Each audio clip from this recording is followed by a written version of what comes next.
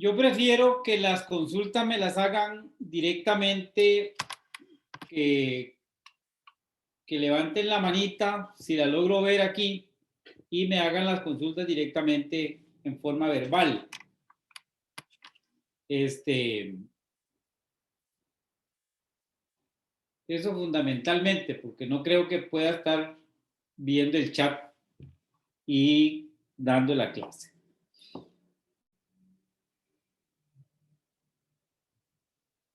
Un saludo a todos y a todas. ¿Alguien puede hablarme ahí para saber que no estoy hablándole solo a la pantalla? Buenas Escucho, noches. profesor. Buenas noches. Buenas noches, profe. Ahí veo la foto de Victoria, nada más. Hola, buenas noches, don Jorge. Hola, buenas noches. Vení, a Victoria. Victoria, para servirle. Bueno, un placer estar aquí, un placer poder compartir con ustedes este rato que vamos a hablar de medios de impugnación. Yo no sé si estamos de acuerdo en que si alguien quiere hacer una pregunta, me interrumpa y hagamos la pregunta directamente. ¿Estamos? Voy a comenzar a hablar de los medios de impugnación de acuerdo con el Código Procesal Civil y tengo que comenzar diciendo que el tema de los medios de impugnación es un tema importante porque ahora que yo tengo la posibilidad de tramitar asuntos judiciales desde el otro lado del mostrador, bueno, antes lo hacía desde la posición de la judicatura, se nota la gran trascendencia que tiene los medios de impugnación porque es muy normal que a la hora de dictar resoluciones una de las partes esté en desacuerdo con lo que resuelve el tribunal. Para eso existen los medios de impugnación, para cuestionar los actos, las resoluciones que se estiman inconvenientes para los intereses de nuestros clientes o de los clientes. Es importante tener presente que el Código Procesal Civil que actualmente nos rige vino a hacer importantes modificaciones en el tema de los medios de impugnación. Ya vamos a ver que se hicieron modificaciones para solucionar problemas de toda la vida del sistema de justicia costarricense. El Código Procesal Civil, la reforma procesal civil se hizo desde que se estaba redactando con unos objetivos, ¿verdad? Algunos objetivos que son propios de los medios de impugnación por su propia naturaleza y algunos objetivos que tenían que ver con la necesidad de cambiar el sistema de medios de impugnación que teníamos en Costa Rica, que era un sistema de medios de impugnación muy inconveniente. ¿Cuáles son los objetivos fundamentales que tenía la reforma o que tiene el Código Procesal Civil con la idea que se redactó? Bueno, garantizar el acierto en las decisiones. Esto es algo propio de los medios de impugnación. Siempre han tenido esa finalidad, que a la hora de resolver los tribunales dicten las resoluciones con la mayor certeza, lo mejor ajustadas a derecho que sea posible. Pero también los medios de impugnación en el Código Procesal Civil tienen objetivos que implicaron su modificación. Lograr un proceso rápido y de calidad. Ya vamos a ver que una de las causas fundamentales de la lentitud de la justicia con el Código de 1990 eran los medios de impugnación. Bueno, los medios de impugnación, principalmente la apelación, ha sido una de las causas de retraso de la administración de justicia desde el Código de Carrillo de 1841, porque habían problemas que no se habían solucionado desde ese tiempo para acá. Y lógicamente, uno de los objetivos de la reforma era disminuir los efectos negativos que tiene y que ha tenido y que tuvo siempre en Costa Rica el tema de la apelación de autos. Sobre eso vamos a volver después. Tenemos que tener claro, para entender este tema de los medios de impugnación, para ubicarnos correctamente desde la perspectiva científica, que los medios de impugnación, que medios de impugnación es lo genérico, ¿no? Y que dentro de los medios de impugnación existen los recursos, los incidentes y las demandas. Entender medios de impugnación como recursos es, de alguna manera, un error científico, ¿verdad? Los recursos son solamente un tipo de los medios de impugnación, porque los otros tipos de medios de impugnación son los incidentes y las demandas. Sobre esta base científica está estructurado el sistema de impugnación en el Código Procesal Civil. Y hay que tener claro también que no todo medio de impugnación es recurso. Los recursos están identificados plenamente en la doctrina, tienen se identifican por la propia definición que tienen los recursos. Se entiende que el recurso es un medio de impugnación, un instrumento legal que el legislador pone a disposición de las partes y de los intervinientes para intentar la modificación o eliminación de resoluciones judiciales que no están firmes. Pues solamente cuando hablamos de medios de impugnación para cuestionar resoluciones judiciales que no están firmes, estamos hablando de recursos. Por eso, la revisión no es un recurso, aunque sigamos llamándole así, aunque haya resoluciones que uno ve ahí en los tribunales, hasta en la sala primera, donde estoy yo, que a veces me tengo que poner ahí a reclamar para que le quiten la denominación de recurso a la revisión. Entonces, tenemos claro que recursos son los medios previstos para cuestionar resoluciones judiciales que todavía no están firmes. Los recursos se clasifican en ordinarios y extraordinarios. Ahí podemos ver en la filmina que, en la presentación, que los recursos ordinarios Don son... Jorge, Sí. con permiso, no está compartiendo la pantalla. ¿No estoy compartiendo la pantalla? No está compartiendo. Bueno, no sé si ellos lo logran ver, pero por lo menos yo lo veo a usted.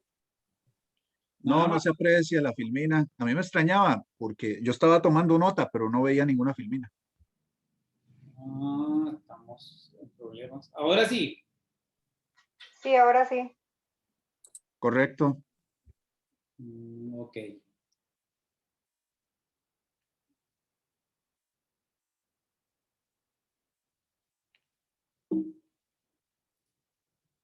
Ahora sí la ven. Sí, correcto, don Jorge, ahora sí. Ok. Se aprecia bien. Ahí está lo de los medios de impugnación, los objetivos de la reforma. ¿verdad? De lo que les estaba hablando, los tipos de medios de impugnación que encontramos y el concepto de recurso, y para terminar con la clasificación. Les decía que los recursos se clasifican en ordinarios y extraordinarios. Los ordinarios son la revocatoria y la apelación, y solo hay un recurso extraordinario en el Código Procesal Civil, y es la casación. Pero más que aprendernos de memoria cuáles son los ordinarios y cuáles son los extraordinarios, lo más importante es saber por qué unos son ordinarios y otros son extraordinarios. Y la razón de esta clasificación, la razón por la cual unos son ordinarios y otros son extraordinarios, es que los ordinarios no tienen previstos taxativamente los motivos por los cuales pueden ser interpuestos.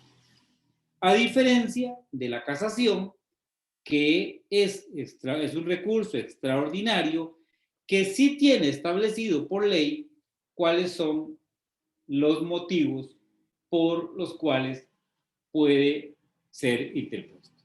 Y no solamente cuáles son los motivos, es que solamente por esos motivos se puede plantear un recurso de casación.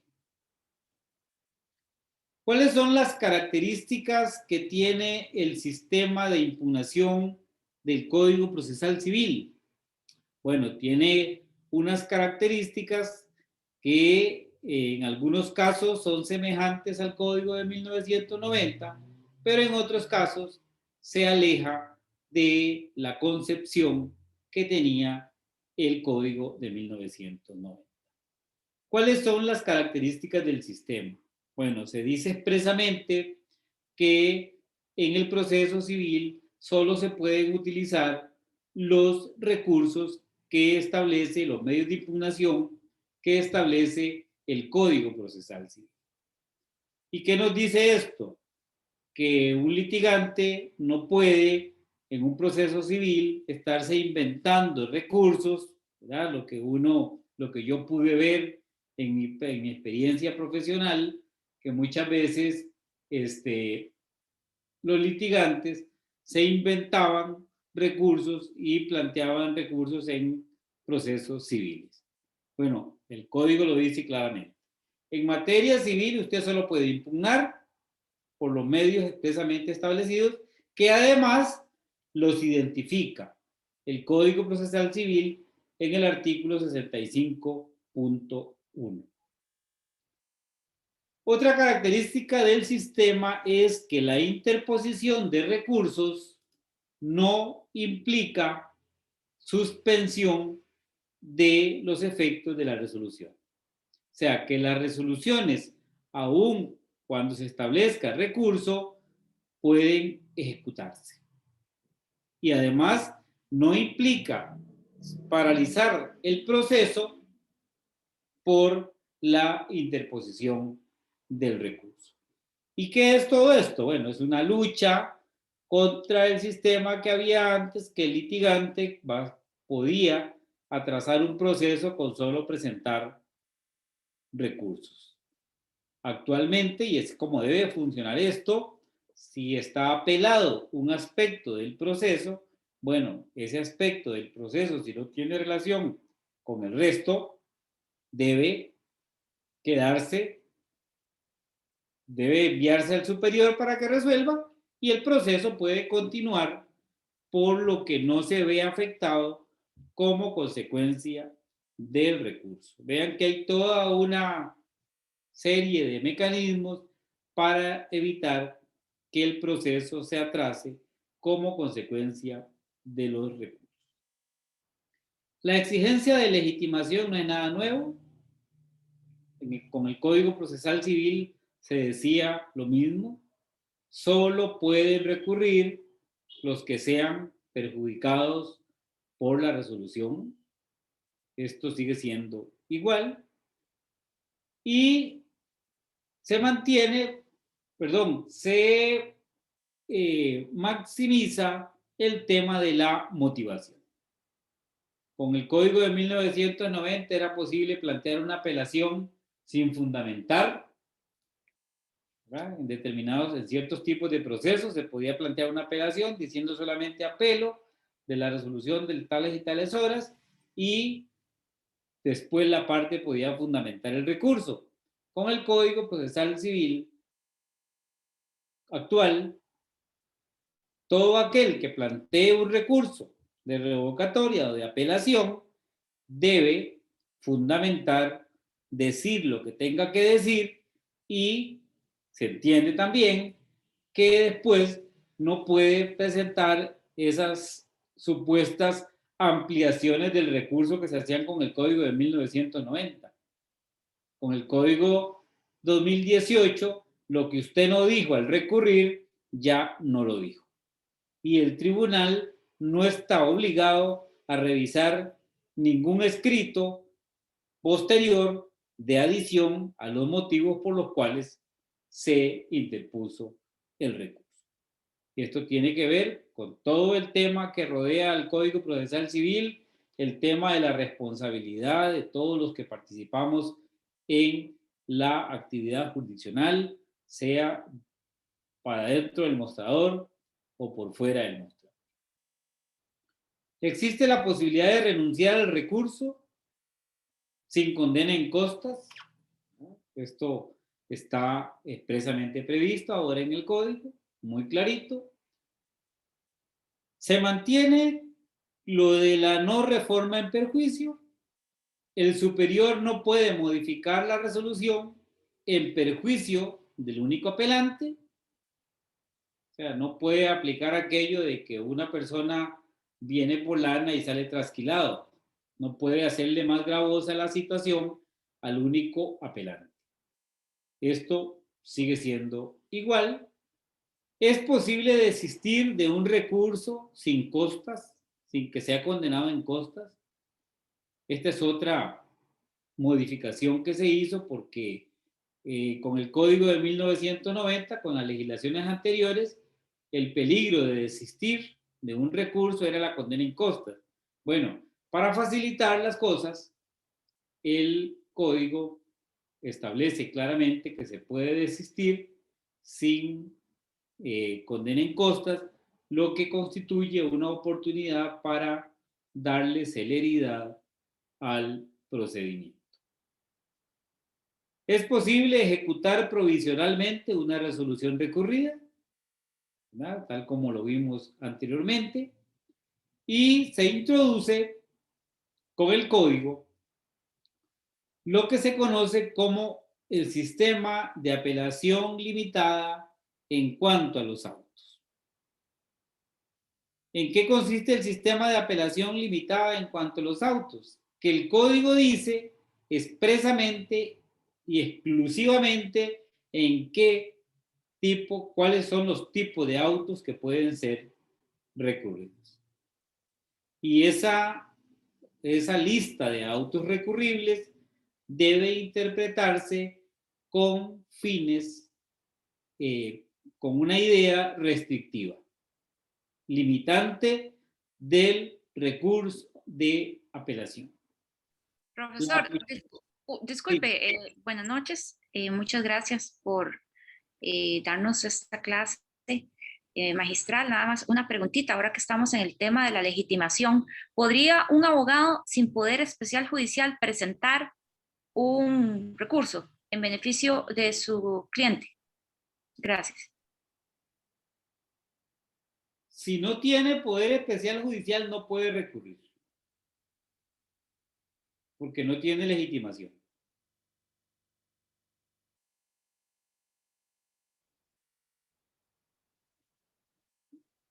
Le respondí. Sí, señor. Sí, es que la norma creo que es del 20, la que es muy amplia, que dice que el abogado puede actuar en todo lo que le beneficie a su cliente. De ahí se interpreta o interpretan algunas personas juzgadoras que aunque no tenga poder, podría llegar inclusive a interponer un recurso. Sí, yo creo que no puede porque no tiene legitimación. Interpretarlo Muchas gracias. interpretarlo de otra manera sería resolver con esa idea que tuvimos durante mucho tiempo de, incluso yo muchas veces lo vi decir, la idea de principio pro recurso. No hay un principio pro recurso. El sistema está previsto para que solamente se recurran las resoluciones que son recurribles y que la interpretación al respecto sea una interpretación restrictiva como consecuencia de los efectos nocivos que tienen los recursos para el desenvolvimiento del proceso. Don Jorge, una preguntita. Aún siendo director del proceso, lo digo porque es que hay partes que no les gusta trabajar con poderes. Si una parte no actúa con poder, tiene que firmar todos los escritos. Ok. Sí, tiene sentido, claro. Sí. Sí, para mí no puede recurrir, porque entonces sería pensar en esa idea pro recurso. Volver al sistema que teníamos en el Código de 1990. El Código de 1990 quiso ser un sistema de apelación limitada. De hecho, era un sistema de apelación limitada y nosotros, y digo nosotros porque yo también lo hice, por ignorancias propias de la época, yo apliqué el código como no había que aplicarlo, el código de 1990, por error, porque bueno, tampoco cuando se promulgó el código nadie nos explicó cuál era la verdadera idea que se tuvo con ese código. Yo deduzco que se tuvo una idea que ahora se la voy a explicar, pero con el código de 1990 hasta los últimos momentos de su vigencia fue un misterio saber qué tenía revocatoria, qué tenía apelación y qué no tenía apelación. Porque los tribunales interpretábamos ampliativamente y le dábamos recurso a resoluciones que no tenían recurso. Con esa idea de principio pro recurso y con esa idea malentendida de que el superior sabe más que el de primera instancia, y entonces se consideraba que nosotros teníamos que revisarle todo a los jueces de primera instancia. El Código de 1990 quiso ser limitado en cuanto a los autos, porque establecía qué resoluciones eran apelables en el sumario, qué resoluciones eran apelables en el abreviado y qué resoluciones eran apelables en el ordinario. ¿Qué hicimos con ese código? Y nadie nos dijo nunca el error que cometimos, que al final entendimos que todo lo que estaba en el sumario, en el abreviado y en el ordinario era apelable. Si el sumario es un proceso limitado en el conocimiento, limitado en la cognición, limitado en la discusión, era lógico que las resoluciones apelables fueran menos. Si el ordinario es más amplio, era lógico que el ordinario tuviera más resoluciones apelables. Y si el abreviado se pretendía que fuera un proceso rápido, era lógico que limitara las apelaciones también. Pero al final terminamos entendiendo que todas las resoluciones que se indicaban en todo el código eran apelables. Y al final terminamos con un proceso lento y complicado como el que tuvimos durante el código de 1990. Es de esperar que con este código no hagamos lo mismo, ¿verdad? Que no comencemos a interpretar ampliativamente para darle recurso a resoluciones que no tienen recurso. Con esa idea arcaica y ya pasada de moda de que existe una cosa que se llama indubio pro recurso. Por lo menos ese es mi pensamiento, que lo expreso como acostumbro a hablar yo. Seguimos. Vamos a hablar del recurso de revocatoria. Estamos claros que el recurso de revocatoria es un recurso ordinario, no tiene establecidos unos motivos dispuestos por el legislador por los cuales puede ser interpuesto. El recurso de revocatoria pretende darle oportunidad al tribunal para que revierta o subsane el error que ha cometido al momento de resolver. La revocatoria, con el Código Procesal Civil nuevo, tiene otra connotación. O sea, ya no el juez que dicta una resolución, el juez que dicta una resolución,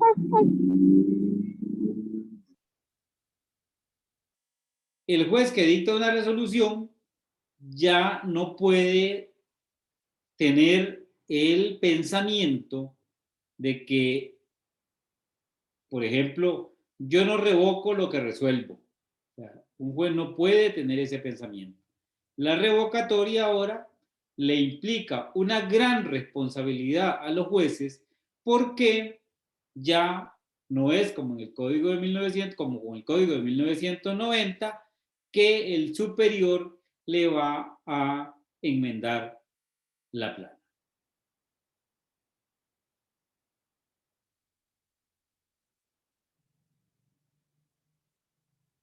Entonces, a la hora de resolver las revocatorias, el tribunal debe asumir con mucha responsabilidad el análisis de los argumentos que le dé el abogado cuando le plantea una revocatoria. La revocatoria solo procede contra los autos, ¿verdad? Según el Código Procesal Civil y esa ampliación que tuvo el recurso de revocatoria, procede contra todos los autos, salvo aquellos en que expresamente se diga que no tienen ningún recurso. Por eso el recurso de revocatoria con el Código Procesal Civil actual es un recurso, digámosle, es el recurso estrella, es el medio de impugnación que le va a permitir al tribunal resolver de la mejor manera y le va a permitir al litigante propiciarle al tribunal resolver de la mejor manera. Ya no es concebible que un litigante le explique a un tribunal que se ha equivocado, que lo que ha resuelto es incorrecto y lo convenza y un tribunal no acepte los argumentos y deniegue una revocatoria. Y se regula en el Código Procesal Civil lo que se conoce como la revocatoria implícita.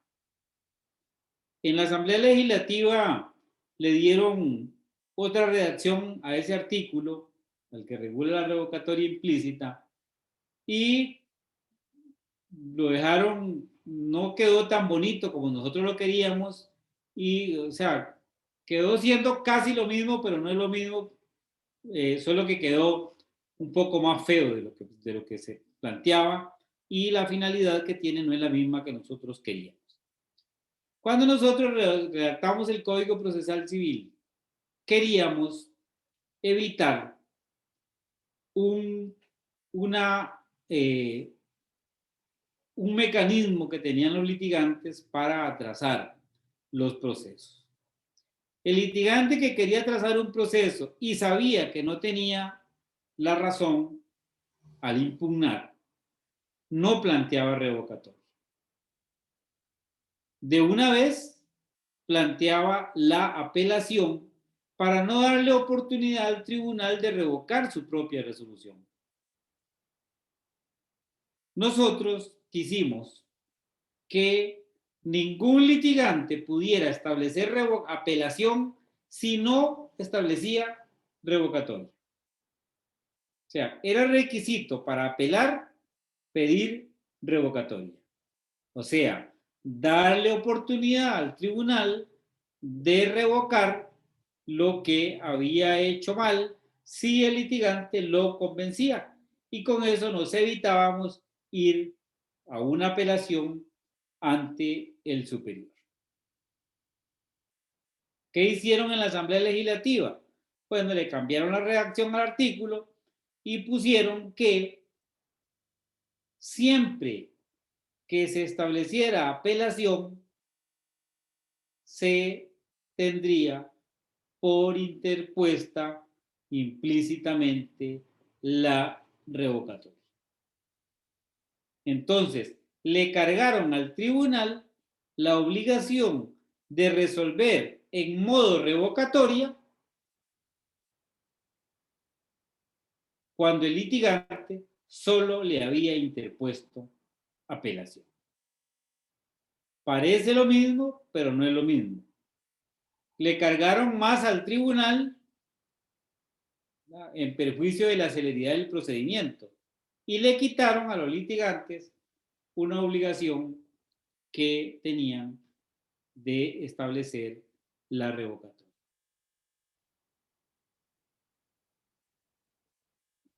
Seguimos.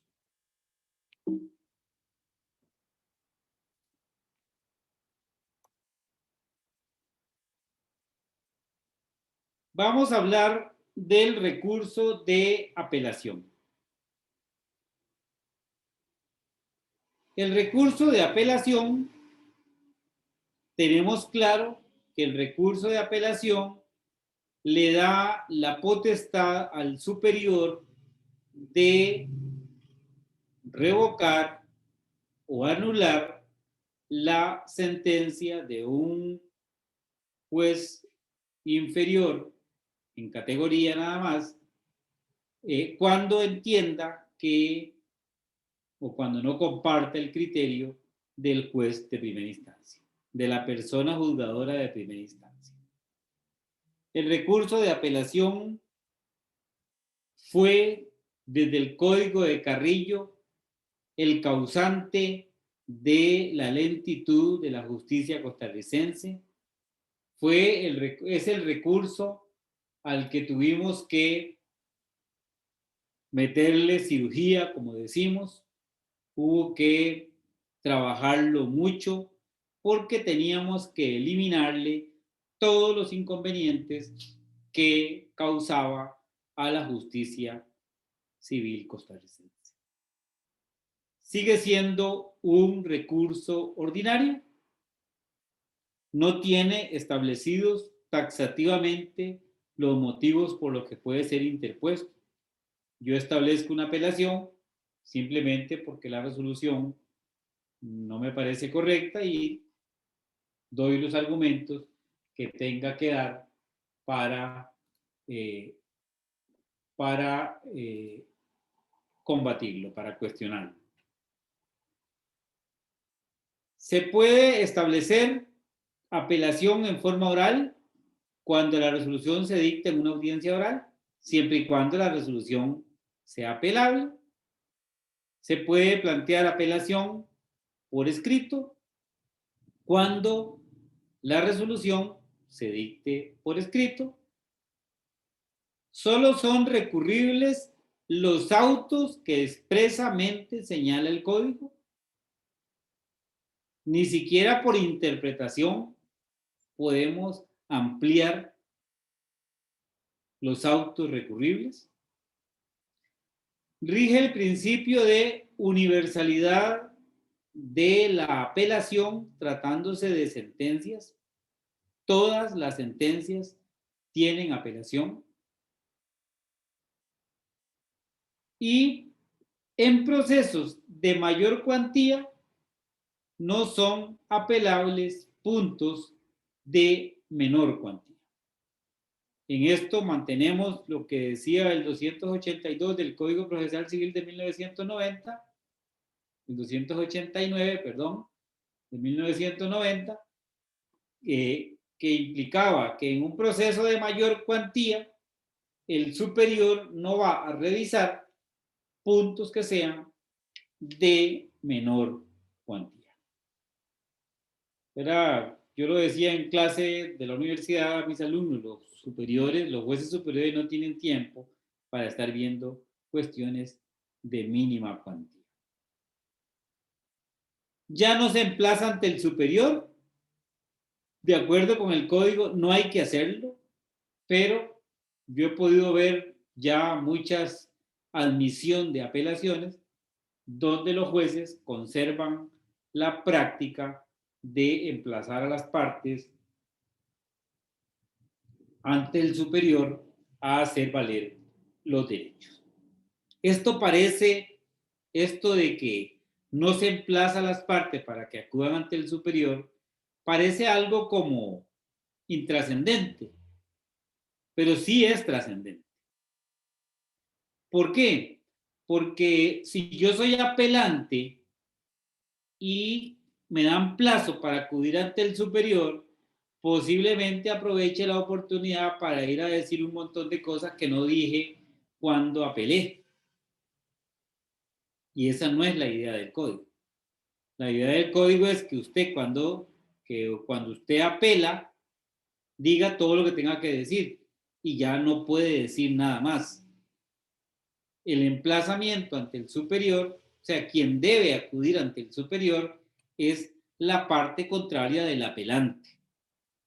Y aún, a pesar de que el código dice eso y de que lo hemos dicho en muchas capacitaciones, todavía se ve que el tribunal emplaza a las partes para que acudan ante el superior y entonces la parte apelante aprovecha para presentar un escrito más grande que el que presentó cuando apeló y la parte contraria obviamente aprovecha también para decir más. Eso al final lo que implica es una burla porque el superior no puede ver el escrito que se presentó ante él y no puede analizar argumentos que no se hayan expuesto al momento de establecer la apelación. Por eso es que la apelación ahora es muy seria. Cuando yo apelo, tengo que decir todo lo que tengo que decir. No existe, no se reconoce en nuestra legislación la ampliación al recurso. Entonces, no hay posibilidad de ir a decir nada más al superior cuando uno es el apelante.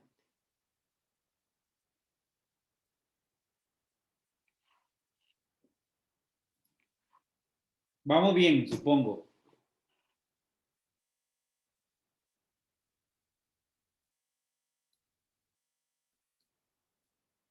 ¿Se ve la filmina? Se aprecia legible. Lo que pasa es que hay como unos rayoncillos de izquierda a derecha. No sé si sería que se le hicieron ahí con el puntero. Yo no sé qué son esos rayoncillos, la verdad. Pues si quiere los borro, alguien seguro anotó en la pizarra. Sí, pero sí se puede leer bien todo. Profe, una pregunta. ¿Usted después nos pasa esas filminas a través de la señorita que está de host? Sí, yo se las paso. Gracias. Sí, yo se las paso. Ok. Seguimos con el tema de la apelación. Vean, cuando se hizo el trabajo, cuando hicimos el trabajo de escoger qué resoluciones eran apelables y qué resoluciones no eran apelables, hubo que hacer un trabajo muy grande porque comenzamos con una lista muy amplia de resoluciones apelables. Claro, los tres que redactamos el Código Procesal Civil, ¿verdad? Porque solo somos tres que redactamos el Código Procesal Civil, veníamos de un sistema muy impregnado por esas ideas viejas del derecho al recurso.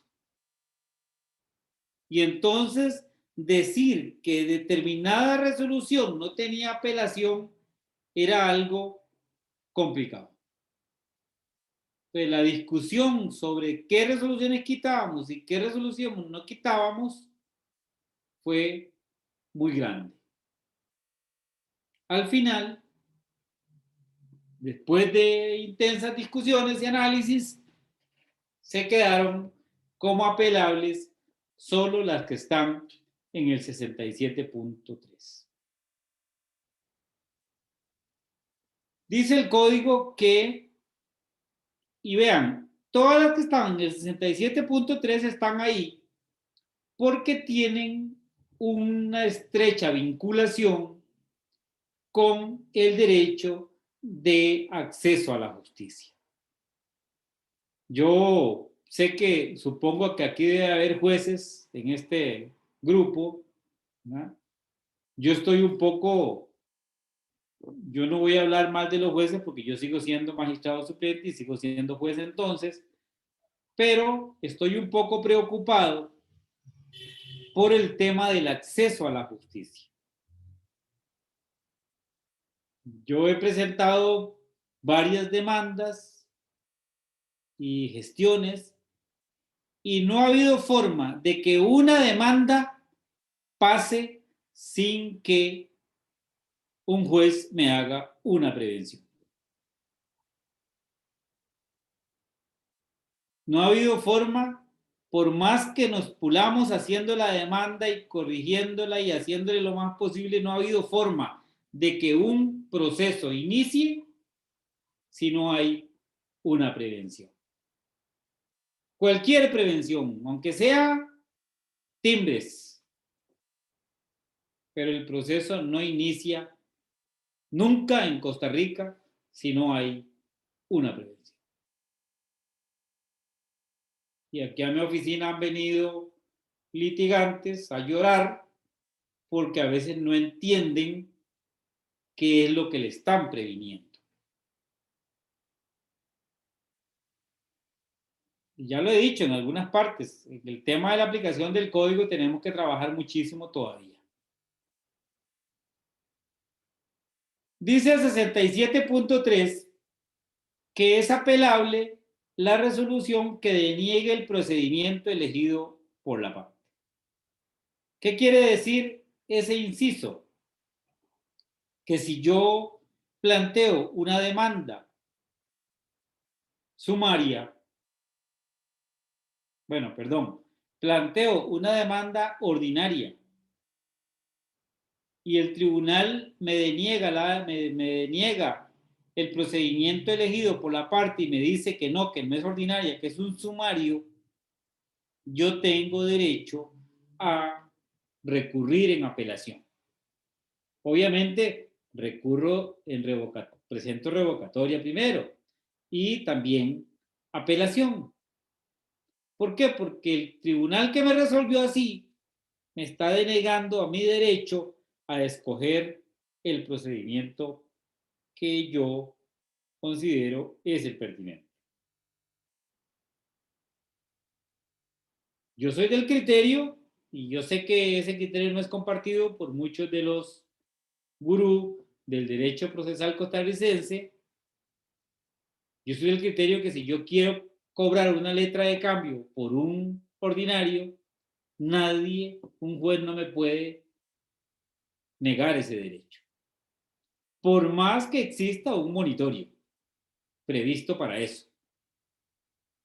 ¿Por qué? Porque yo quiero cobrarlo por el ordinario, porque quiero una sentencia con autoridad y eficacia de cosa juzgada material, quiero que la situación quede resuelta de una vez y no quiero arriesgarme a que después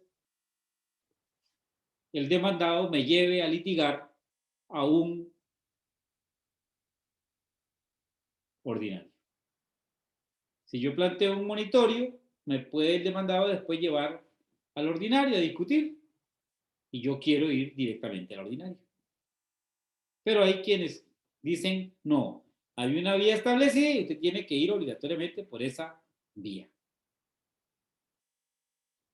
Vean que hay aquí un tema de acceso a la justicia que ameritó que nosotros le diéramos apelación a la resolución que deniega el procedimiento elegido por la parte.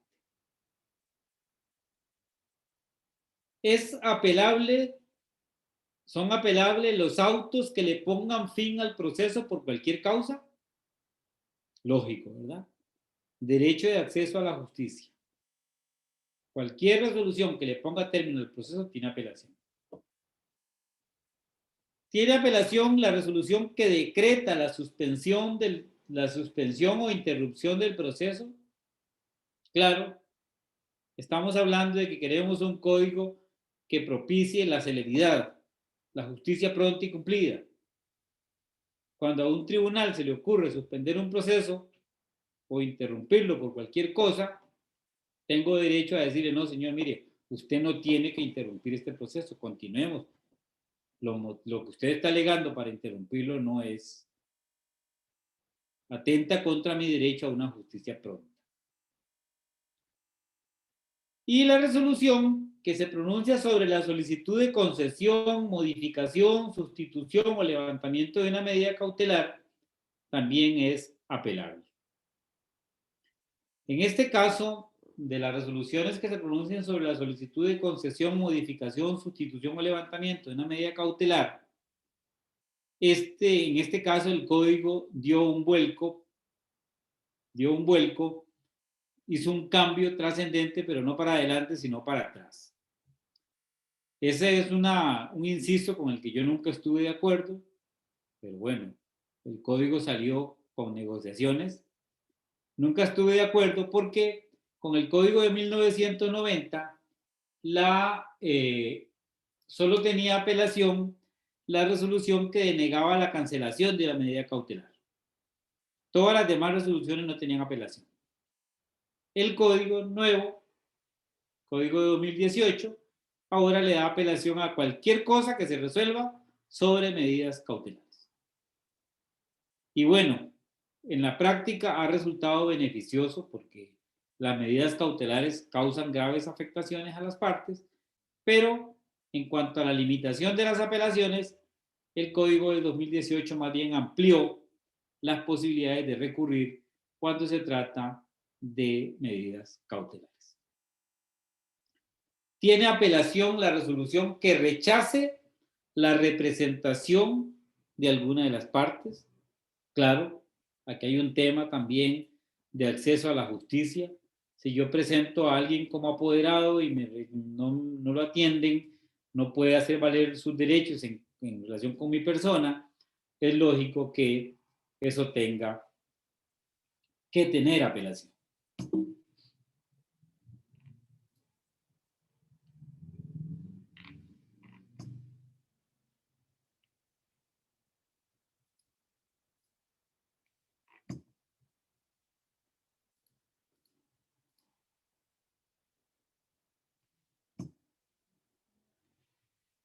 Dice que son apelables las resoluciones que declaren con lugar excepciones procesales. Vean que está con negrilla.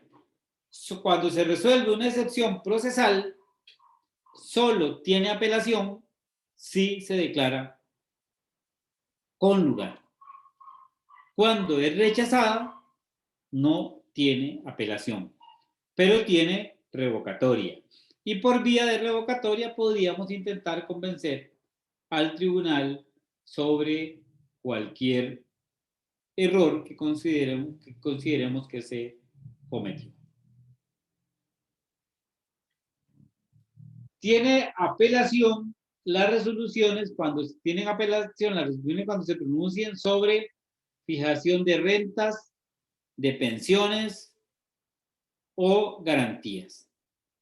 Pero aquí tenemos que recordar que cuando se trata de un proceso de mayor cuantía, las resoluciones de menor cuantía que se pronuncien sobre fijación de rentas, pensiones o garantías no tienen apelación. En procesos de mayor cuantía no tienen apelación puntos de menor cuantía.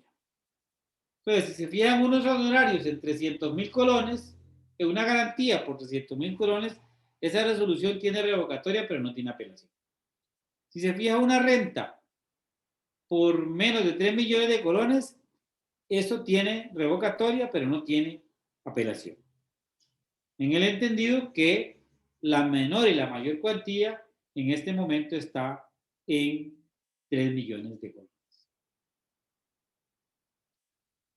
¿Tiene apelación la resolución? Profesor. Sí. Profesor, disculpe, ¿me puede repetir esa otra vez? Perdone que lo interrumpa. Sí.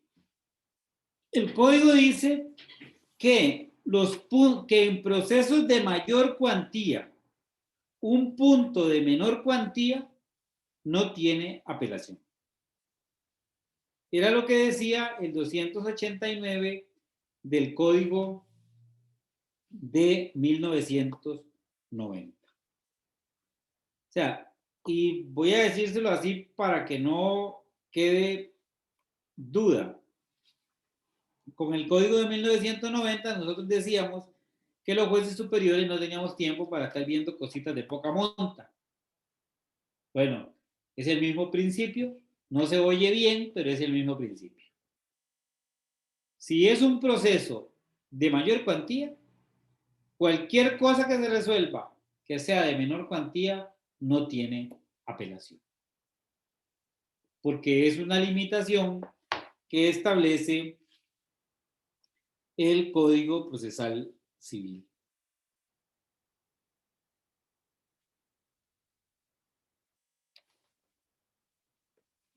No sé si le quedó claro. Sí, señor, gracias. Gracias. Tienen apelación las resoluciones que se pronuncien sobre acumulación o desacumulación de procesos. Esto es importante. La acumulación y la desacumulación de procesos es un tema de competencia que puede tener efectos muy negativos para las partes, no solo cuando se acumula, sino cuando se desacumulan procesos, y por eso tiene que tener apelación. Tiene apelación la resolución que decida sobre la intervención de sucesores procesales o de terceros. Claro, una resolución que se pronuncie sobre la intervención de un garante, sobre la llamada al poseedor inmediato, sobre un litisconsorte pasivo necesario, tiene que tener apelación, porque si se le deniega la intervención a un sucesor procesal o a un tercero, se está afectando el derecho de acceso a la justicia, y si se le acepta, se podría estar introduciendo una grave afectación al proceso en cuanto a su celeridad. También son apelables las resoluciones cuando resuelvan sobre el desistimiento o la transacción. Es importante, si yo le solicito al tribunal desistir del proceso y el tribunal me lo deniega, es importante que esa resolución tenga recurso. Ahí dice que Oscar Mario levantó la mano. Sí, don Jorge, mire, una consultita. Es que aquí sobre el punto 9 habla sobre el litisconsorcio. Sí. Pero el litisconsorcio se resolvería con el punto 6, que sería una excepción procesal. Y si se rechaza la excepción del litisconsorcio, no tendría apelación, ¿cierto? Cierto. Pero aquí usted, no sé, tal vez le entendí mal, pero pareciera que sí podría existir la posibilidad de que en tratándose solamente de litisconsorcio, por el 9 sí cabría una apelación por haber sucesión procesal. ¿Es así? No. No, sí, bueno, sí, no. Voy a explicarle. Sí, ya se puede. Y gracias por la pregunta. Si el demandado alega la excepción del litisconsorcio pasivo necesario e incompleta, ante esa alegación del demandado, se confiere audiencia a la parte contraria. O sea, se origina un debate. El legislador parte de la idea de que si ya hubo un debate y eso se alegó por vía de excepción, la resolución que rechaza la excepción del litisconsorcio necesario e incompleto es producto de un debate y de un análisis. ¿Verdad? Entonces, no le vamos a dar recurso. ¿Dónde se puede plantear la situación ya complicada? Que el tribunal de oficio, cuando ya el proceso vaya avanzando, se le ocurra que hay que traer a alguien más. O sea, que de oficio integre un litis consorcio. O que o que alguien quiera meterse al proceso como litis consorte necesario, o siempre y cuando esté en el momento propicio para hacerlo, o se quiera meter al proceso como garante, como poseedor inmediato, como interventor principal como interventor excluyente, que es como se llama hoy.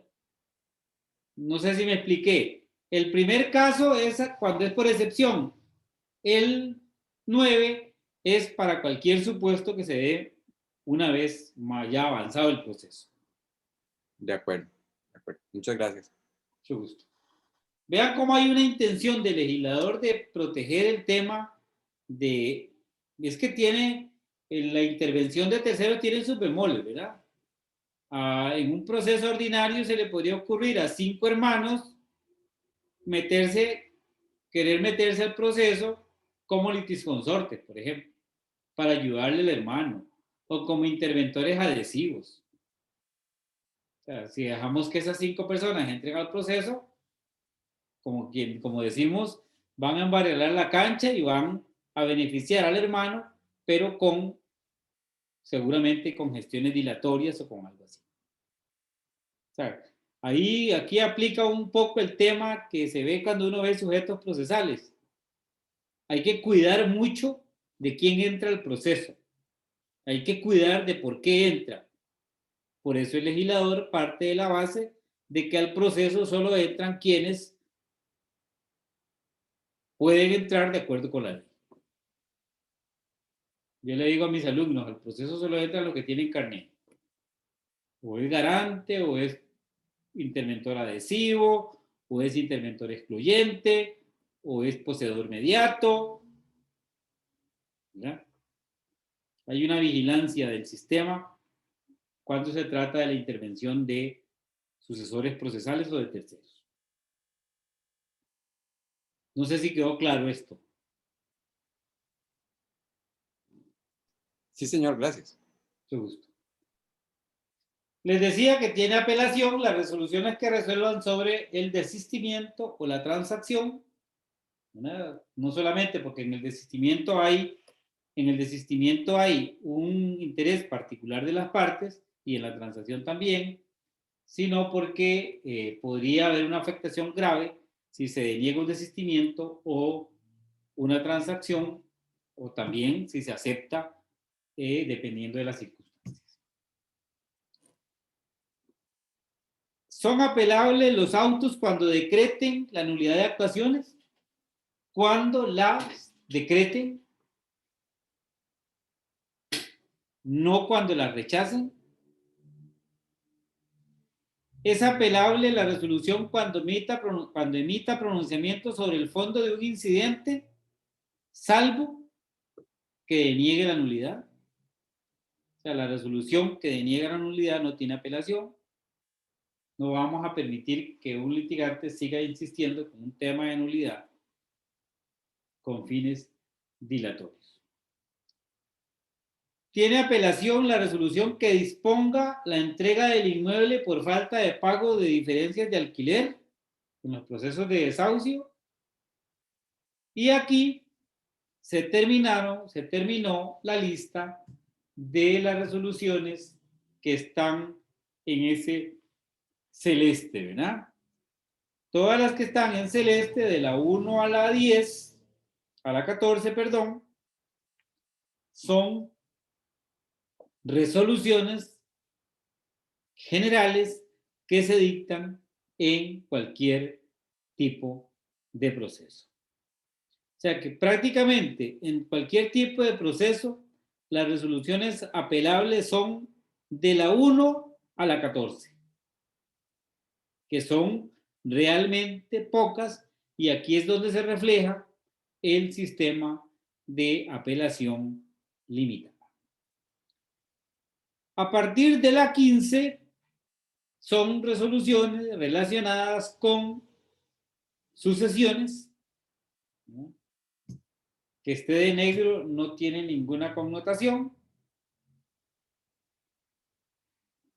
Son apelables en los procesos sucesorios las resoluciones que finalicen la apertura y comprobación de testamentos, la resolución que declare sucesores, ¿no? Y ahora ya no se habla de herederos, sino que se habla de sucesores, porque comprende a los herederos y a los legatarios.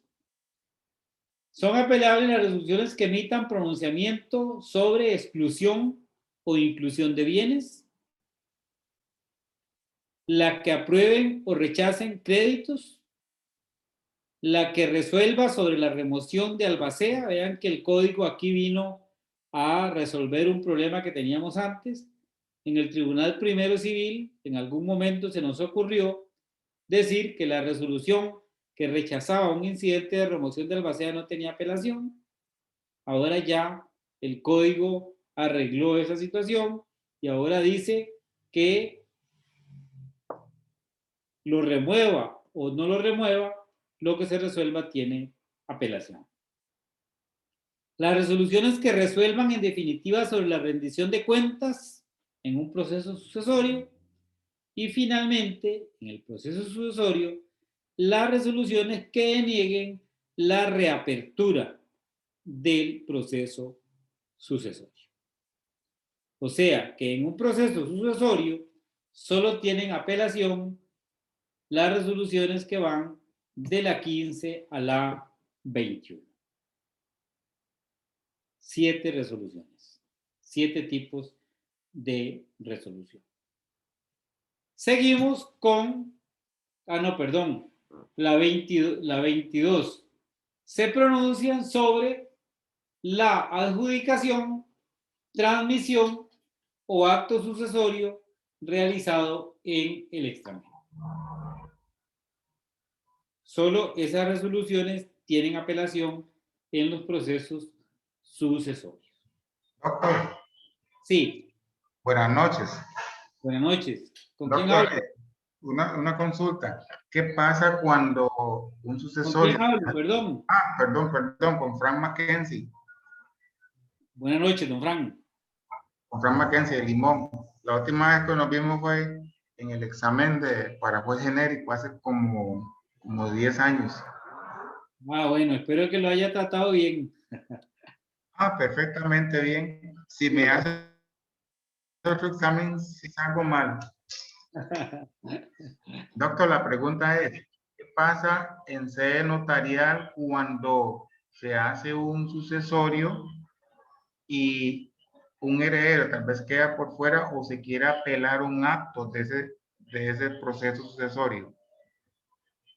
No, en los procesos sucesorios notariales, en el momento en que haya disconformidades, cuando en un proceso sucesorio notarial ya se comienza a perder la paz por parte del notario, porque no hay acuerdos entre los herederos, porque ya comienzan los desacuerdos, el notario tiene que declararse incompetente y mandar eso a la vía judicial.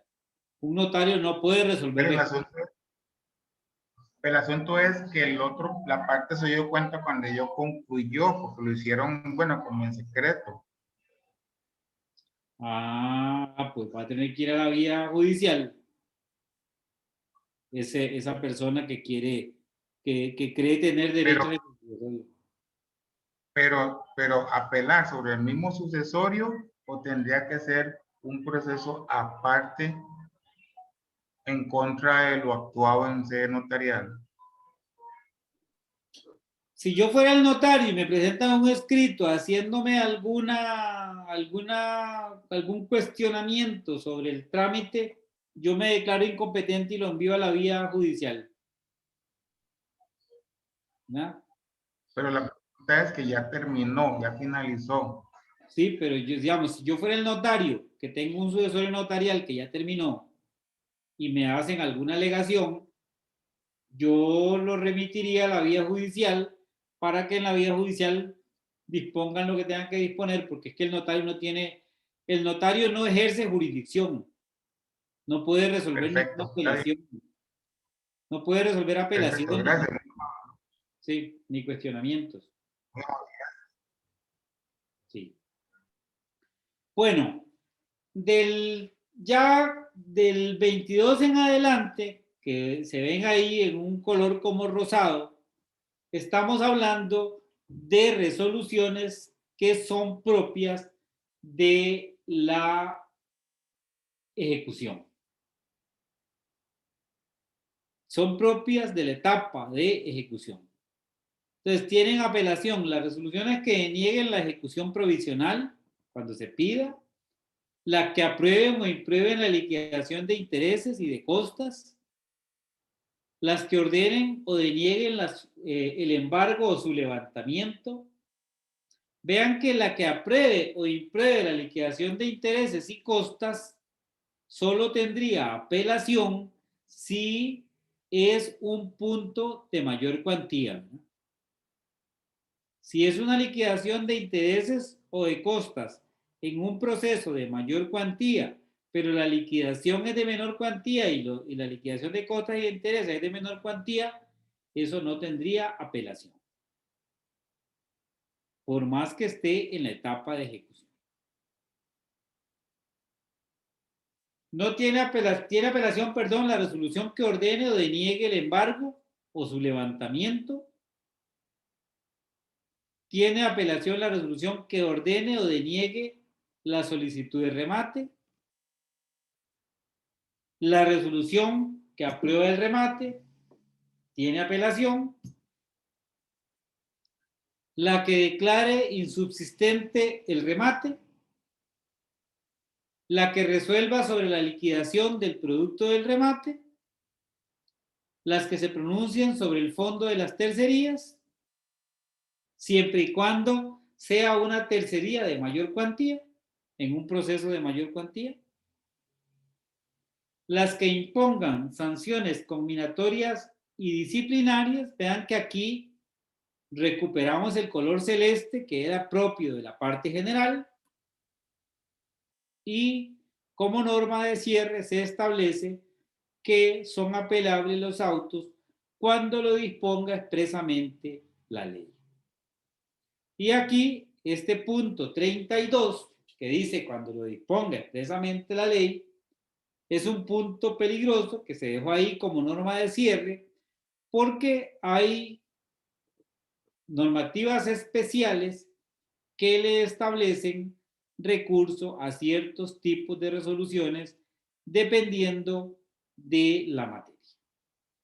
Por ejemplo, en temas de propiedad intelectual hay normas que dice la resolución que se dicte sobre tal cosa tiene apelación. Y no podíamos ir contra lo que digan las leyes especiales. Y el otro peligro que tiene ese inciso 32 es que con posterioridad se promulguen leyes o se hagan modificaciones a los códigos que amplíen la lista de resoluciones apelables, con lo cual estaríamos regresando a la legislación anterior, a las legislaciones anteriores, a todas las legislaciones anteriores procesales que eran un caos en el tema de los autos apelables.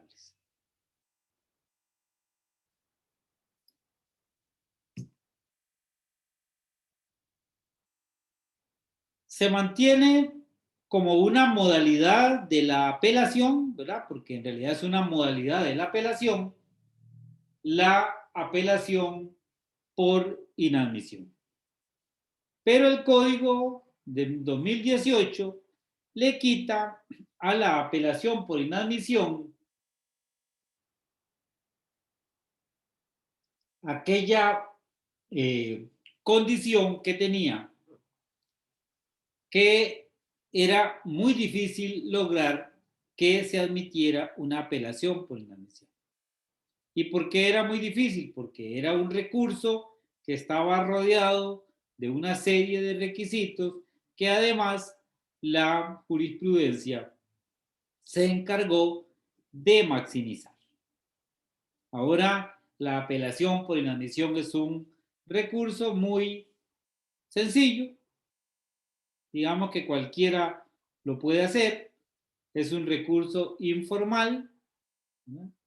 se presenta ante el mismo tribunal que denegó la apelación y tiene como finalidad cuestionar la denegatoria de una apelación, Si el tribunal me deniega una apelación, yo planteo una apelación por inadmisión para que sea el superior el que me admita la apelación por entender que el juez de primera instancia se equivocó. Se interpone la apelación por inadmisión. Hay quienes sostienen que independientemente de cómo esté presentada la apelación por inadmisión, lo que tiene que hacer el juez de primera instancia es enviar el expediente al superior, porque solo el superior tiene competencia para denegarla o admitirla. Yo creo que si es una apelación por inadmisión evidentemente mal hecha o que tenga algún defecto grave, por ejemplo, que esté sin autenticar o lo que sea, el juez de primera instancia no debería enviar el expediente al superior y lo que debería hacer es rechazarla de plano. Claro, en supuestos muy, muy evidentes. Por eso yo pongo ahí que si no procede el rechazo de plano, se remite al superior. Lo que no puede hacer el juez de primera instancia es denegar la apelación por razones que tenga que dar grandes explicaciones para denegar la apelación, porque entonces estaría entrometiendo en la competencia que solo le corresponde al superior.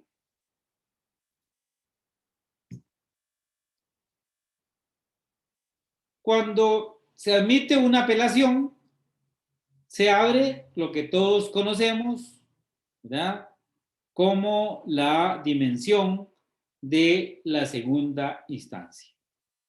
Y aquí hay que tener presente qué es lo que hace el superior cuando una apelación es admitida.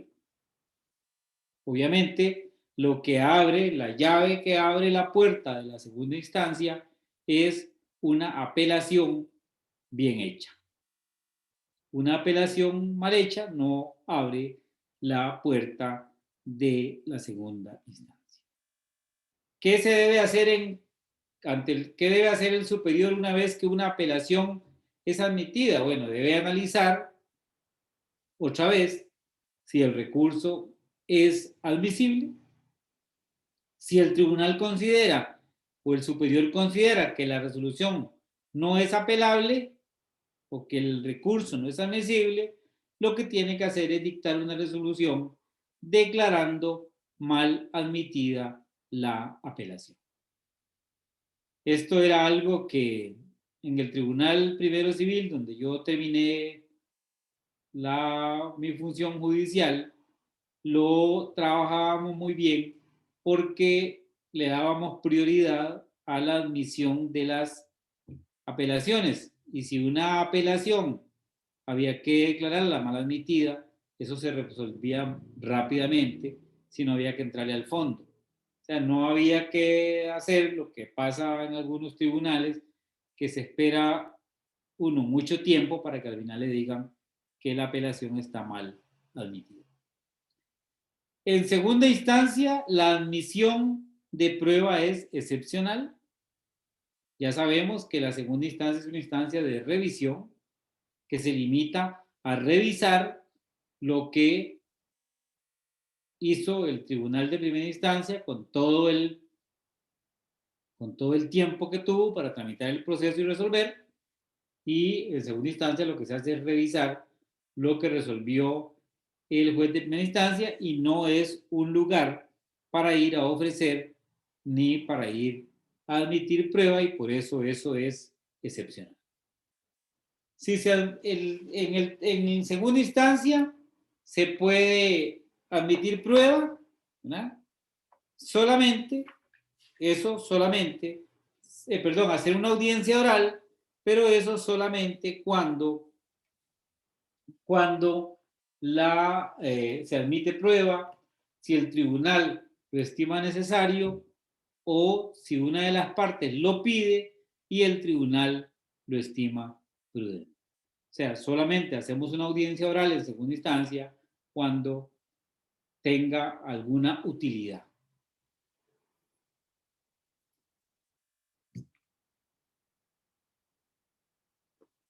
Cuando comenzamos a ver los medios de impugnación, vimos que medios de impugnación es lo genérico, que dentro de los medios de impugnación están los recursos, están los incidentes y están las demandas. Los incidentes constituyen un medio de impugnación y el ejemplo clásico de un incidente que es un medio de impugnación es el incidente de nulidad. Cuando planteamos un incidente de nulidad, ¿qué estamos impugnando? Una actuación del tribunal que nos parece que se realizó contrariando la ley. Esos incidentes pueden ser orales, pueden ser escritos y ya sabemos que los incidentes se plantean contra actuaciones. O sea, yo planteo un incidente de nulidad de la prueba, un incidente de nulidad del reconocimiento judicial, un incidente de nulidad del remate, un incidente de nulidad del allanamiento. O sea, el incidente de nulidad se plantea contra actuaciones.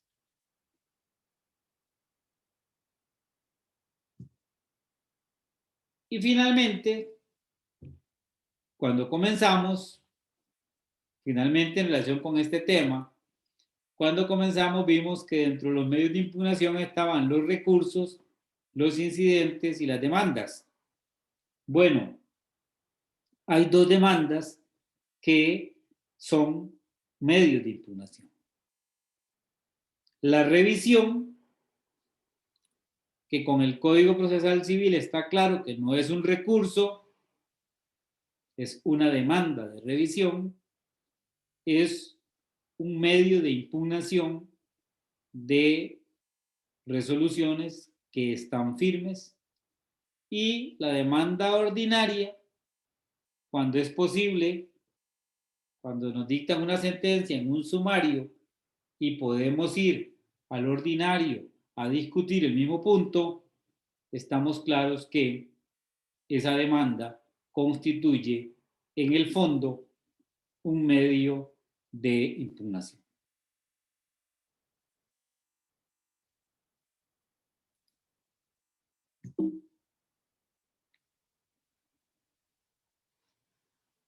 ¿Estamos?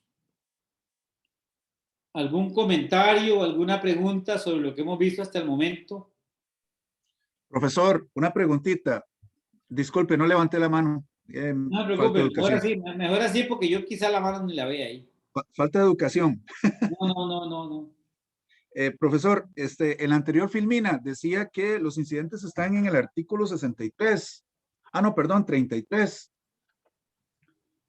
del Código Procesal Civil, ¿verdad? Yo no sé, puede ser que esté mal la filmina.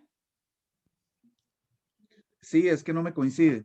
Ah, es que en el 33 está el incidente de nulidad.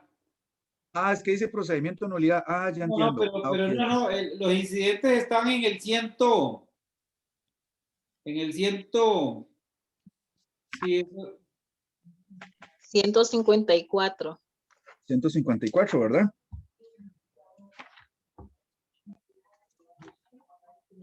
En el 154 del Código Procesal Civil nuevo.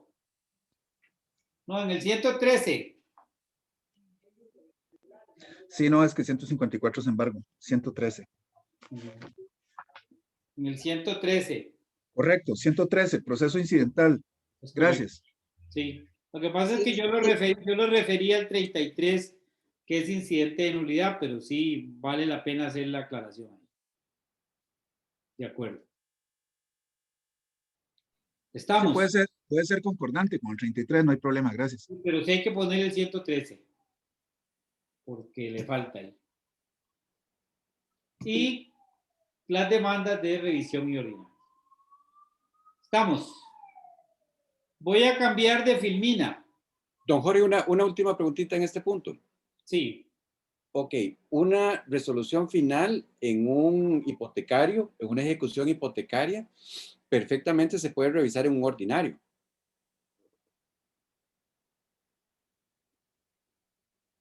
¿Qué resolución final? Bueno, digamos que la aprobación del remate.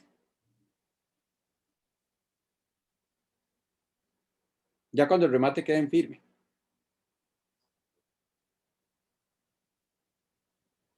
Podría ser, pero habría que ver qué es, ¿verdad? Por ejemplo, ¿Qué sería lo que se revise? por ejemplo, Porque nulidades.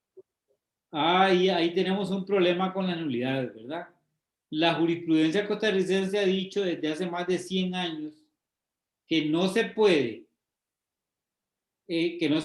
plantear un ordinario para alegar las nulidades que se causó, la nulidad que se causó en un proceso hipotecario. Desde hace más de 100 años la jurisprudencia ha venido diciendo eso. De hecho, hay un artículo en una revista Justicia, un artículo de don Ricardo Ilge, supongo que muchos ya no lo conocen aquí, ¿verdad? Que fue un juez muy conocido, que él cuestiona la jurisprudencia de la Sala Primera, que desde hace más de 100 años viene diciendo que las nulidades que se producen en los procesos hipotecarios no se pueden alegar en un ordinario.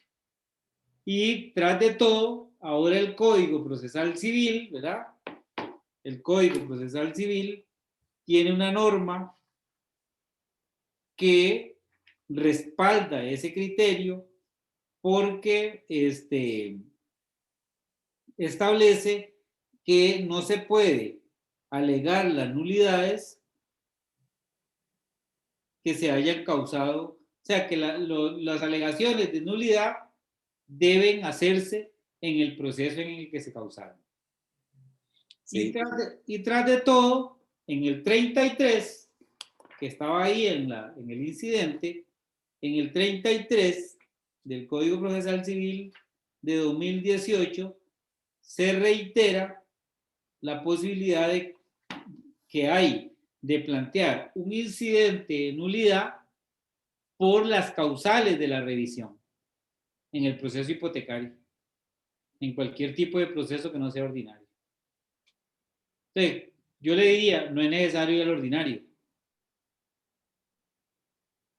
Lo puede hacer en el mismo proceso, siempre y cuando no haya pasado los 3 meses o los 10 años que dice que están establecidos para la revisión. Sí, es que yo lo pregunto porque ha habido un gran problema con la restricción en cuanto a las apelaciones. Vamos a ver, se ha hablado mucho del tema de las nulidades de notificaciones en procesos hipotecarios. Los jueces prácticamente no las están concediendo, pese a que a veces sí hay nulidades, ¿verdad? Reales. Estoy hablando de nulidades reales, no por dilatación de procesos. El problema está en que por más que se defienda el punto, nada, no hay nada. Entonces uno llega a una autorización de remate y ahí se quedó, habiendo nulidades de procedimiento. Entonces sí, bueno, solo quedaría la opción de revisión, que también es restringida, no es tan clara, ¿verdad? Bueno, en el 33 establece, en el 33.3 dice, la nulidad solo podrá alegarse, es que el 33 lo regula casi algo que es igual a la revisión en procesos en que no cabe la revisión, ¿verdad? Y el 72 del Código Procesal Civil, que se aplica, que le da la base al 33, dice que usted puede plantear la revisión en cualquier caso en que se hubiera producido una grave y trascendente violación al debido proceso. O sea, usted podría plantear el incidente de nulidad en el mismo proceso hipotecario, aplicando las causales de la revisión, y no tiene que ir a la revisión ni tiene que ir a un proceso ordinario. Por eso le digo que dependiendo del motivo por el cual, si es por nulidad, porque un defecto en la notificación, no puede ir a un ordinario. Sí, ok. porque la jurisprudencia lo ha venido denegando desde hace mucho tiempo. Clarísimo, clarísimo. Muchísimas gracias. Mucho gusto. Tadeo, vi que levantó la mano. Buenas noches, profesor. Buenas noches. Mi pregunta tiene que ver si para usted tiene apelación o no la resolución que declara infundada la oposición a un monitorio. Es que ha habido como cierta discusión en los tribunales, ¿verdad? Sobre ese tema últimamente. Entonces quería saber cuál es su posición. Bueno, la posición mía, el problema es que está escrita, el problema de la oposición mía, de la posición mía que está escrita en un montón de resoluciones, ¿verdad? No tiene apelación la resolución que declare infundada la oposición. Pero, aquí hay un pero. Y fue una cuestión por la que yo tuve que salvar el voto un montón de veces. Porque a veces los jueces, para declarar infundada una oposición, se meten en cuestiones de fondo. O sea, se declara infundada una oposición, decíamos nosotros, cuando es absurda o carente de fundamento.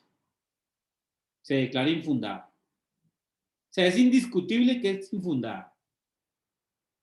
No pude pagar porque me secuestraron los extraterrestres. Infundado, o sea, absurda y carente de fundamento, y eso es infundado. El problema era cuando los jueces, para declarar infundada, se metían en cuestiones de fondo. Por ejemplo, el tema de que la letra de cambio no se puede utilizar como garantía. Cuando un juez se basa en la jurisprudencia reiterada que ha dicho que la letra de cambio sí se puede utilizar como garantía para declarar infundada la oposición, ¿qué está haciendo? Entrándole un tema de fondo, que yo como litigante tengo derecho a que un tribunal me reitere esa tesis y me la diga. Porque puede ser que en un tribunal, otro tribunal, aparezca un juez que sostenga una tesis diferente. Pero la resolución que declare infundada la oposición, salvo cuando para declararla infundada, el tribunal se mete en aspectos de fondo. En ese caso yo salvaba el voto, pero el voto salvado no valía de nada porque los compañeros eran mayoría y entonces eso quedó solamente como doctrina. Muchas gracias por la respuesta. Y aprovechando, ahora que estamos hablando de la cuantía en el recurso, ¿verdad? Si es mayor o menor cuantía, quisiera aprovechar la oportunidad para preguntarle si para usted aplica la perpetuidad de la competencia en el caso en que un ordinario de menor cuantía en sentencia se otorgue un monto de mayor cuantía y vengamos a etapa de ejecución.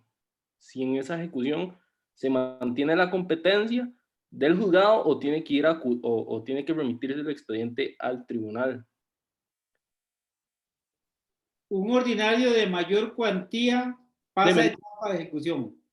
Un ordinario de menor cuantía en la etapa de ejecución supera la cuantía fijada, o sea, supera los 3 millones. En ejecución. Ajá. Bueno, para mí debe continuar en el mismo tribunal donde comenzó. Porque la ejecución es solo una etapa del proceso. Debe continuar ahí. Ok. Muchas gracias.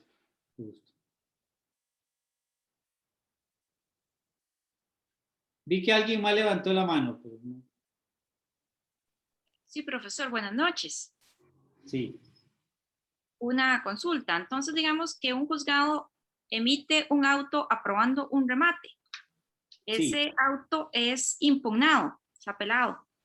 Sí. ¿Podría el mismo juzgado, por los efectos de la impugnación sobre los plazos del 65.4, que no tiene como efectos suspensivos, ¿verdad?, esa apelación, de una vez repartir el producto del remate? Vamos a ver. el tema de la ejecución provisional de las resoluciones, a pesar de que el código diga que las ejecuciones que las resoluciones se pueden ejecutar provisionalmente, aunque estén cuestionadas, tiene ciertas connotaciones que es importante tener presente y que tiene que tenerlo presente el tribunal a la hora de resolver. Cuando hablamos de que se aprueba un remate, ¿no?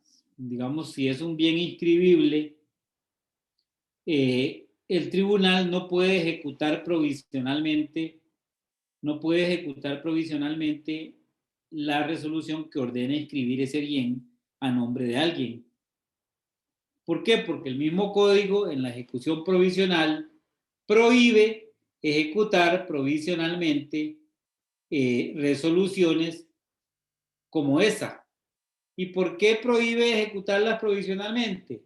Porque si una finca se inscribe a nombre de Pedro, aunque sea, y después se revoca la resolución que le adjudicó el bien a Pedro, con suerte cuando se quiera hacer valer la resolución revocada, ya Pedro vendió la finca, ¿no? Por eso es que no se puede. Yo diría que como tribunal yo no admitiría el reparto porque la ejecución provisional está limitada, no se puede ejecutar provisionalmente una resolución cuando los efectos de la ejecución provisional puedan ser irreversibles. Entonces, con base en eso, fundamentalmente, si se trata de un bien inscribible, yo no ejecutaría provisionalmente ni repartiría la plata, porque puede ser que los efectos de la ejecución provisional sean irreversibles. Pero de todas maneras queda a criterio del tribunal. No sé si le respondí. Sí, señor. Muchas gracias. Mucho gusto.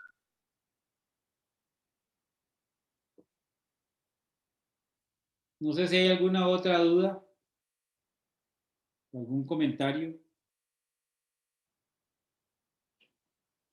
¿Algún comentario de los litigantes?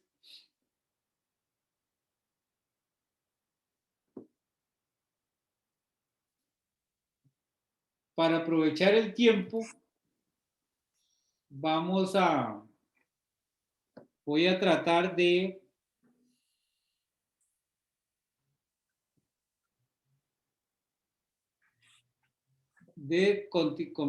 seguir con el siguiente tema. Profesor, nada más de ese punto de irreversibilidad que usted nos acaba de decir. Sí. Eso se le haría o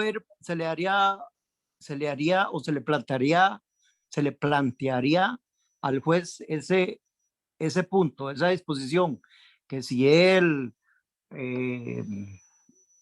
procede con esa ejecución provisional de poner la propiedad a nombre o lo que sea de algún tercero, puede pasar esto y esto. O sea, se le puede hacer ver de esa manera. No sé si me explico. Sí, esto es, digámosle, otro tema. Pero voy a explicarlo, vean. El tema de la ejecución provisional está regulado en el artículo 141 del Código Procesal Civil. Y el 141 comienza diciendo que a solicitud de parte, las sentencias condenatorias de contenido patrimonial serán ejecutadas provisionalmente sin necesidad de rendir garantía. O sea, se ejecutan las cuestiones de contenido, las sentencias condenatorias o resoluciones condenatorias de contenido patrimonial. Pero el artículo 143 dice que, dice el 141, no serán susceptibles de ejecución provisional las sentencias, aquí se dice la sentencia, pero por analogía se aplicaría a las resoluciones que condenen a emitir una declaración de voluntad. Por ejemplo, una sentencia que me ordene a mí a otorgar una escritura. No se pueden ejecutar provisionalmente las resoluciones que declaren la nulidad o caducidad de títulos de propiedad industrial, ni se pueden ejecutar provisionalmente sentencias que ordenen la modificación, nulidad o cancelación de asientos de registro públicos y todo lo demás que dice ahí. Pero en el fondo de todo esto, lo que se hace ver es que si la situación es irreversible, no se puede ejecutar provisionalmente, porque vamos a afectar a la otra parte en caso de que se recurra. ¿En qué momento se opone? Un litigante le puede decir al juez, mire, señor juez, usted no puede ejecutar provisionalmente, ¿verdad? Aplicando el 143 del Código Procesal Civil. Dice que la parte contraria se puede oponer a la ejecución provisional de condenas no dinerarias. ¿En qué casos? Cuando se encuentre en uno de los supuestos en que la ejecución provisional no es procedente, ¿no? Cuando la sentencia fuera de condena no dineraria pueda resultar imposible o muy difícil, atendida a la naturaleza de lo ejecutado, restaurar la situación anterior a la ejecución provisional o compensar económicamente al ejecutado mediante el resarcimiento de daños y perjuicios que se le causarán si aquella sentencia o resolución fuere revocada. Vean que, con base en esto, uno podría oponerse a una ejecución provisional diciéndole al tribunal, señores, mire, ustedes no pueden ejecutar provisionalmente esa resolución porque los efectos de la ejecución pueden ser irreversibles y aquí lo que me van a hacer es, me van a causar un daño y aquí va a haber un tema de responsabilidad civil. No sé si le respondí. Muy claro, profesor. Muchas gracias. Entonces, usted puede perfectamente oponerse a la ejecución provisional. Que de hecho, el tribunal, antes de ordenar ejecutar provisionalmente algo, debería darle audiencia a la parte contraria para que diga lo que tenga que decir.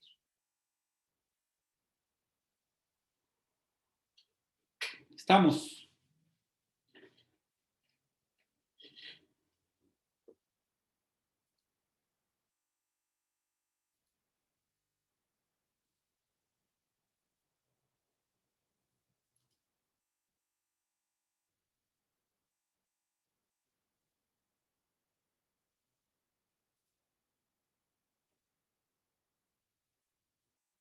Vamos a ver si...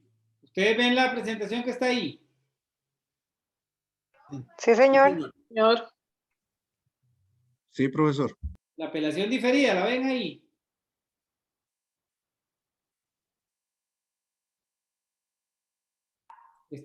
sí, Está señor, correcto, se sí. ve la filmina. ¿Ah? Sí, señor, correcto, se ve la filmina. La apelación diferida en el código. Bueno, vamos a ver si vamos a tratar de ver si podemos ver esta apelación diferida. La apelación diferida es, digámosle, característica de los procesos sustentados en la oralidad. Digamos que un proceso influenciado por la oralidad que no tenga apelación diferida es un proceso que tiene muy pocas posibilidades de garantizar la justicia pronta y cumplida. La apelación diferida es un mecanismo para evitar que los litigantes establezcan recursos de apelación con fines dilatorios. Los antecedentes hay antecedentes, porque no son los únicos, de la apelación diferida en el Código Procesal Civil, en el artículo 340 del Código Procesal Civil italiano, en los artículos 251, inciso 3 y 252.3 del Código de Uruguay. Nosotros tenemos antecedentes en la ley de cobro judicial. Lo que pasa es que en la ley de cobro judicial nunca funcionó porque fue un artículo que se llevó a la ley de cobro, pero que no era apropiado para un proceso como el de cobro de la ley de cobro. La apelación diferida es un recurso eventualmente devolutivo. ¿Por qué eventualmente devolutivo? ¿Y por qué eventualmente? Porque que el superior lo revise es una eventualidad. Está supeditado a ciertas condiciones que vamos a ver. Está previsto para impugnar resoluciones que no están firmes. Es un recurso. Es eventualmente devolutivo porque es posible que a pesar de que se interpuso, nunca sea resuelto por el superior. Se trata de otra modalidad del recurso de apelación. Tiene finalidades específicas, fundamentalmente la que les dije antes, evitar el atraso que producen los recursos. Tiene requisitos de admisibilidad y tiene efectos diferentes la apelación diferida. ¿Cuál es la finalidad de la apelación diferida? Bueno, atender a dos preocupaciones que siempre ha tenido la doctrina y las legislaciones procesales: garantizar la calidad de la justicia mediante resoluciones idóneas y disminuir los efectos negativos que produce en el procedimiento y en la celeridad de la justicia el trámite de las apelaciones.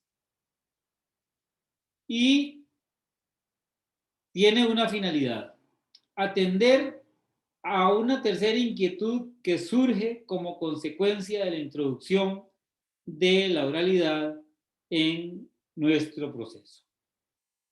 ¿Cómo hacemos para garantizar el derecho a la segunda instancia cuando sea necesario, sin afectar el desarrollo de las audiencias orales? ¿Cómo funciona la apelación diferida? Bueno, frente a una discusión que hubo en algún momento sobre si era apelable cualquier resolución en forma diferida, está claro que solo se puede apelar en forma diferida siempre y cuando sea una de las resoluciones que están en el 67.3. O sea, no se puede entender ampliamente el tema de la apelación diferida. Aún siendo diferida, solo se puede apelar la resolución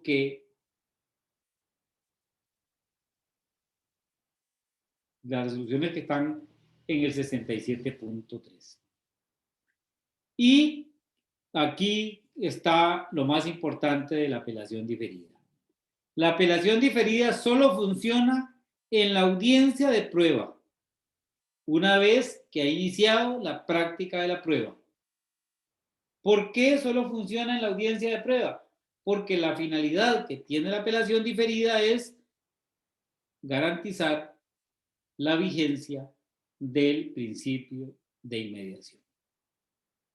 No podemos admitir una apelación directa, que el expediente se vaya al superior, cuando ya comenzó la práctica de la prueba. Porque si ya comenzó la práctica de la prueba y el expediente se va 6 meses, 1 año para el superior, se rompe el principio de inmediación. Para evitar eso, tenemos la apelación diferida. ¿Qué significa la apelación diferida? Que si alguien establece un recurso de apelación contra una resolución que es apelable en la audiencia oral, esa apelación se tiene por reservada, supeditada a que la parte posteriormente, cuando le dicten sentencia en contra, la reitere, la apelación diferida, y el tribunal la resuelva conjuntamente con la sentencia. El superior solo analiza las apelaciones diferidas cuando la parte que haya apelado en forma diferida reitere esas apelaciones al apelar de la sentencia definitiva y el punto o los puntos tengan trascendencia en la resolución final. Vean la trampa que hay aquí, ¿verdad? yo tengo 10 apelaciones diferidas, pero gané el pleito, cuando voy al superior, ni me voy a acordar de todas esas apelaciones diferidas que había interpuesto porque voy ganando.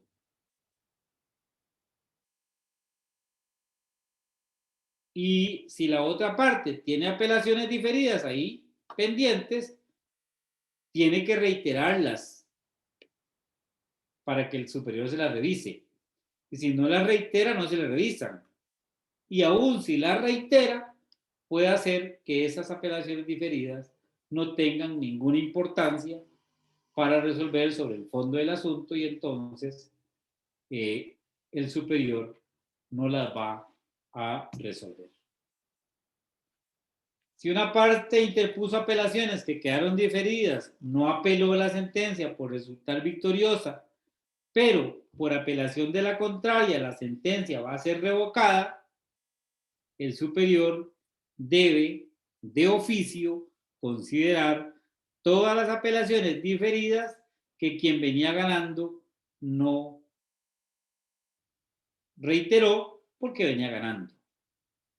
Vean cómo hay un tema aquí de justicia. Puede ser que una apelación diferida que yo no reiteré porque venía ganando determine al tribunal a mantener la sentencia que había dictado el juez de primera instancia. Si la sentencia lo que admite es el recurso de casación, ordinario de mayor cuantía, no es procedente la apelación diferida, la parte puede hacer valer sus derechos al recurrir contra la sentencia si lo alegado constituye motivo de casación. Cuando estábamos redactando el código, yo le decía a los compañeros, pongamos la protesta para los procesos ordinarios de mayor cuantía, cuya sentencia solo tenga casación, pero no me dieron pelota, no quedó la protesta en el Código Procesal Civil expresamente regulada, pero al final lo que dice ese artículo es que si en un proceso ordinario de mayor cuantía algo no me gusta, tengo que cuestionarlo y cuando vaya a casación puedo alegarlo como un vicio de carácter procesal.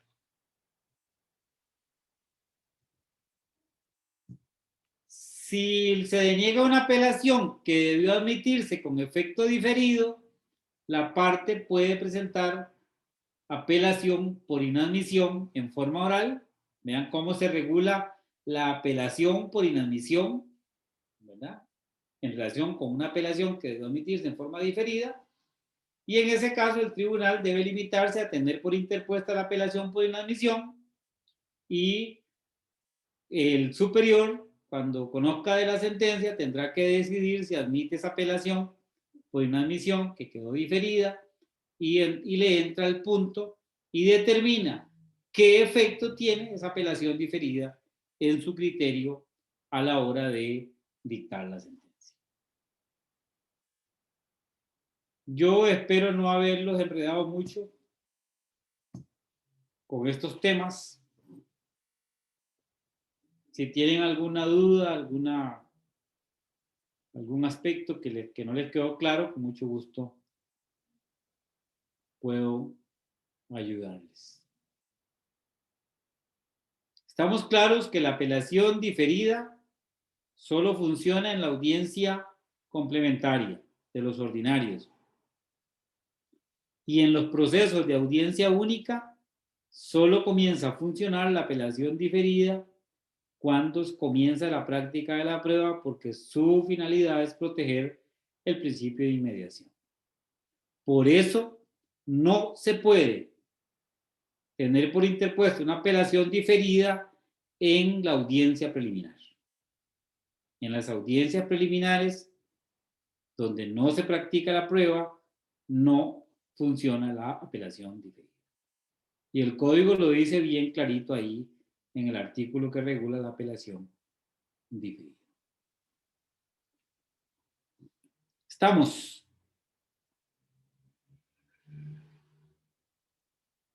Bueno, la próxima clase vamos a ver casación, casación en interés de la jurisprudencia, casación en interés de la ley, vamos a ver revisión y entonces si pueden ir leyendo desde antes, mucho mejor. Si no hay preguntas, si no hay dudas, si no hay ningún comentario, damos aquí por finalizada la clase, la charla, y nos vemos mañana si Dios quiere. Muchas gracias, don Jorge. Con mucho gusto. Que Buenas tenga noches. buenas noches. Igual, que descansen todos y todas. Muchas gracias, igualmente. Con mucho gusto. Buenas Gracias, profesor. Gracias. Muchas gracias, profe. Buenas Gracias, noches. profesor. Que descanse. Gracias. Igual. Gracias, buenas noches, muy amable. Mucho gusto. Que descansen. Muchas gracias, don Jorge, por su presentación y a todos ustedes por su participación. Buenas noches. Buenas noches. Gracias.